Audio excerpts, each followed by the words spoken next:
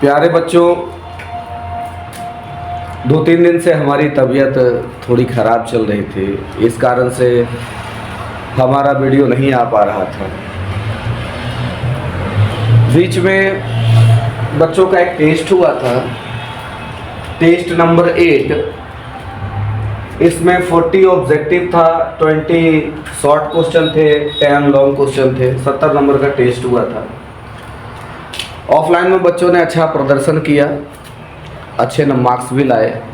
अब थोड़ा सा जो ऑनलाइन वाले बच्चे हैं, जो मोबाइल पे देखते हैं वीडियो वगैरह, उनके लिए हम ये टेस्ट जारी कर रहे हैं। और अगर आपको इसका आंसर मालूम हो तो क्वेश्चन के साथ साथ कमेंट भी कर सकते हैं, ठीक है। तो चलिए, ये टेस्ट जो हुआ था हम लोगों का, वो टेस्ट हुआ था श्वसन का, रेस्पिरेशन, बायोलॉजी का एक चैप्टर है, सेकेंड चैप्टर है बायोलॉजी का। अच्छे अच्छे क्वेश्चन है। तो सबसे पहला क्वेश्चन है, भोजन का पचना कैसी अभिक्रिया है। प्यारे बच्चों, भोजन का पचना कैसी अभिक्रिया है। इसका जवाब देंगे आप उपचयन या अपचयन। उपचयन ऑप्शन में है, संयोजन है, अपचयन है, विस्थापन है। संयोजन विस्थापन तो हो ही नहीं सकता है। उपचयन या अपचयन में आपको जवाब देना है। तो ये पहला सवाल ही आपके लिए है कि आपको कमेंट करना है। इसका जवाब हम नहीं देंगे, ठीक है। ये फर्स्ट क्वेश्चन आपके लिए। चलिए सेकेंड क्वेश्चन की तरफ बढ़ते हैं हम लोग। अवायवीय श्वसन, अवायवीय श्वसन कोशिका के किस भाग में होता है। कोशिका में अवायवीय श्वसन होता है तो कोशिका के किस भाग में होता है। चलिए ऑप्शन देखते हैं। ऑप्शन है आपका माइटोकॉन्ड्रिया में, कोशिका द्रव में, हरित लवक में, कोशिका झिल्ली में।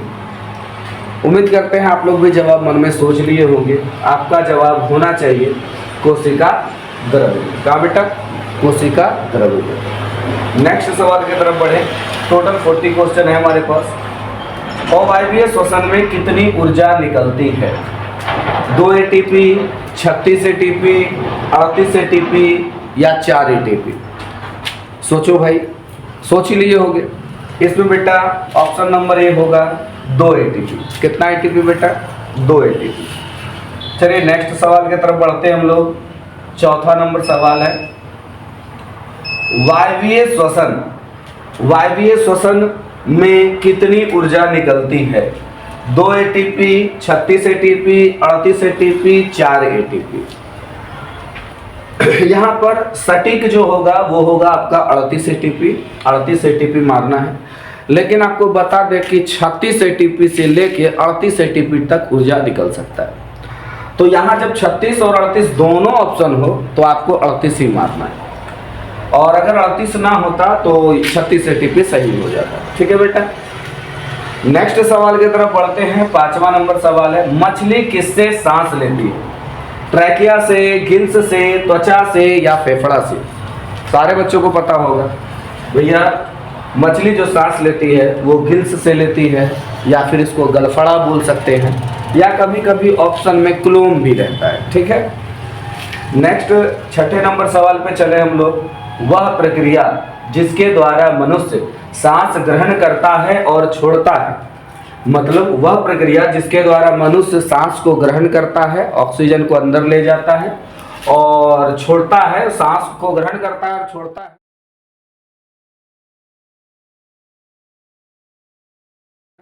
हवा अंदर जाती है और निकलती है, उसको आप क्या कहेंगे। प्रश्वास, उच्छ्वास तो कह नहीं सकते। श्वसन है, श्वासोच्छ्वास है। इस दोनों में कंफ्यूजन है। बच्चा लोग श्वासोच्छ्वास और श्वसन में बड़ी बुरी तरह फंसता है। बहुत बच्चा को लगता है श्वसन क्यों नहीं हो सकता है, श्वासोच्छ्वास ही क्यों होगा, या फिर हो सकता है श्वसन ही हो जाए। तो देखो ये ना क्वेश्चन पूछने के तरीके पर डिपेंड करता है। यहाँ जिस हिसाब से पूछा है, श्वसन भी ऑप्शन है, श्वासोच्छ्वास भी ऑप्शन है। तो यहाँ पर सांस ग्रहण करना और छोड़ना, यहाँ पर हम लोगों का जो ऑप्शन आएगा वो ए नंबर होगा, श्वासोच्छ्वास होगा, ठीक है। क्योंकि सांस लेना और छोड़ना, बस यहाँ तक की बात हो रही है। चलो, तो ऑप्शन नंबर क्या मारेंगे? ए मारेंगे, श्वासोच्छ्वास। नेक्स्ट चलिए, कोशिकीय श्वसन में ग्लूकोज का पूर्ण ऑक्सीकरण कहाँ होता है? कोशिकीय श्वसन जब होता है तो उसमें पूरा ऑक्सीकरण, पूर्ण रूप से ऑक्सीकरण कहाँ होगा? कोशिका द्रव्य में, माइटोकॉन्ड्रिया में, हरित लवक में या राइबोसोम में? तो आपका जवाब होना चाहिए कहाँ बेटा? माइटोकॉन्ड्रिया में। कहाँ होगा पूर्ण? माइटोकॉन्ड्रिया। चलिए आगे बढ़ते हैं। श्वसन का पहला चरण क्या कहलाता है? बेटा देखो, श्वसन का पहला चरण जो है वो ग्लाइकोलिसिस कहलाता है। क्रेब्स चक्र ऑप्शन में है, ग्लाइकोलिसिस है, ईटीसी है, किण्वन है। तो आपका सही जवाब होना चाहिए ग्लाइकोलिसिस। ठीक है बेटा, नेक्स्ट सवाल चलें। नंबर ग्लाइकोलिसिस में ग्लूकोज के एक अणु से कितना एटीपी बनेगा? ग्लाइकोलाइसिस में ग्लूकोज के एक अणु से कितना एटीपी बनता है बेटा? तो मात्र आपका 2 एटीपी बनेगा। कितना एटीपी बनेगा? 2 एटीपी बनेगा। ठीक है, चलिए आगे बढ़ते हैं। मनुष्य में गैसीय विनिमय की इकाई क्या है? मनुष्य में गैसीय विनिमय जो होता है, गैस का जो लेन देन होता है, अंदर जाना बाहर आना होता है, वो उसकी इकाई क्या है? उसमें मुख्य भूमिका किसकी है? श्वास नली की, श्वसनी की, कुपिका की या फेफड़ा की? तो श्वास नली श्वसनी तो ऐसे ही छूट जाएगा। अब कुपिका और फेफड़ा में बात थोड़ा सा बच्चों को लगेगा कि कुपिका होगा या फेफड़ा, तो बेटा इसकी इकाई कुपिका को कहा जाता है। आप कुपिका को टिक लगाएंगे। ठीक है, नेक्स्ट सवाल में चलेंगे हम लोग। 10 के बाद 11 में चलते हैं बेटा। आइए 11 में, 11 नंबर, 11 नंबर है पौधों में गैसों का आदान प्रदान किसके द्वारा होता है? ऑप्शन पे डिपेंड करता है बेटा। यहाँ पहला ऑप्शन है जाइलम, फ्लोएम, रंध्र, मूल रोम। जाइलम फ्लोएम तो हो ही नहीं सकता है। अब रही बात रंध्र का और मूल रोम का, अब इसमें दिमाग लड़ेगा आपका। तो गैसों का आदान प्रदान मुख्य रूप से बेटा रंध्र से ही होता है, रंध्र से होता है। ठीक है, विशेष परिस्थिति में मूल रोम से भी किया जाता है, लेकिन यहाँ पर गैसों का आदान प्रदान किसके द्वारा होता है पौधा में? तो डायरेक्ट रंध्र ऑप्शन में है, तो पहले रंध्र को मारेंगे। नेक्स्ट 12 नंबर सवाल में चलिए। अवायवीय श्वसन में पाइरूवेट क्या बनता है? अवायवीय श्वसन जब होता है बेटा हमारे कोशिका में, अवायवीय श्वसन जब होता है तो पाइरूवेट बदलता है लैक्टिक अम्ल में या एथेनॉल और प्लस कार्बन डाइऑक्साइड में या ए और बी दोनों में या जल में।